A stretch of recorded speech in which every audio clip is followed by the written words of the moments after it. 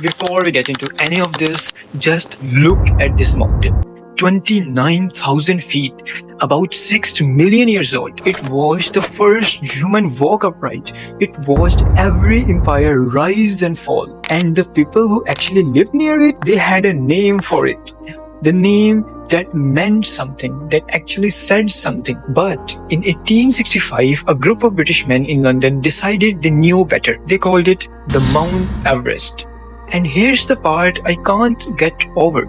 The man this mountain is named after literally wrote a letter specifically asking them not to name it after him. They ignored him, and that's just the beginning of how wrong this whole thing is. For at least 1,000 years, the people who actually lived near this mountain called it Chomu Langma. In Tibetan, that means Goddess Mother of the World. In Tibetan Buddhism, the mountain is the literal home of Myolang Sangma, one of the 5 sisters of long life. She rides a golden tigress. She holds a bowl of food and a gem-studded banner. She is the goddess of giving. This isn't mythology to the people who actually live here. It's reality. To this day, Sherpas won't set a foot on high slopes without performing a puja. Chanted prayers with juniper incense and a direct ask to the goddess for permission for a safe passage. Going up without this ceremony isn't just reckless, it's a sin. Nepal had its own name, Sagar Matha, forehead of the sky, the point where the earth bows toward the heavens. And then the British arrived. In the early 1800s, the British Empire launched one of its most ambitious scientific projects of all time, the Great Trigonometrical Survey of India. The goal was to measure an entire subcontinent without satellites. They carried enormous brass instruments across jungles and deserts. Workers died from malaria, from cholera, from tiger attacks. It took decades. But there was a huge problem. Nepal was close to the foreigners. Tibet was close to the foreigners. So, the surveyors could only view the Himalayas from far away on the dusty plains of northern India. They couldn't enter. They couldn't ask. So, they did what most bureaucrats do. They gave it a number, peak 15. The highest point on earth, just peak 15. Now, here's the name you might have never heard of.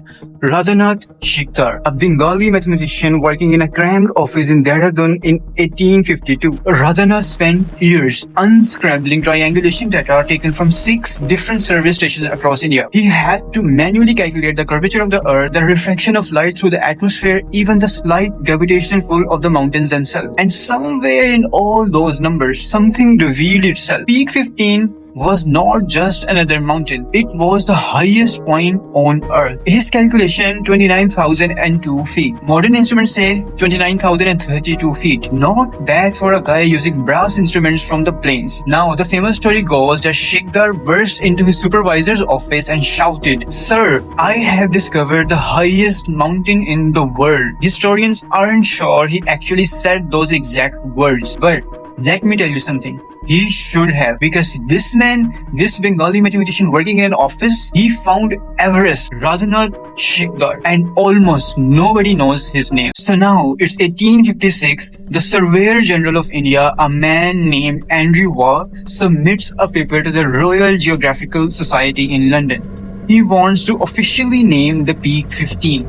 And here what's he write. Here is a mountain, most probably the highest in the world, without any local name that we can discover. A French geographer had published a map with the Tibetan name back in the 1733. That's 123 years before Waugh wrote that sentence. The name existed in print in Europe. Whether Waugh never encountered those maps, didn't trust them, or believed an English name was more suitable remains debated. Either way, Waugh proposes naming the peak after his old boss, George Everest, the man who spent decades mapping India. A fair tribute, maybe, except for one thing. George Everest wrote a letter opposing it. He said his name couldn't be written in Hindi scripts. He said the people of India couldn't pronounce it. He believed on principle that geographical features should keep their local name. The man the mountain is named after argued against naming the mountain after himself. The Royal Geographical Society literally ignored him. In 1865, they made it official, Mount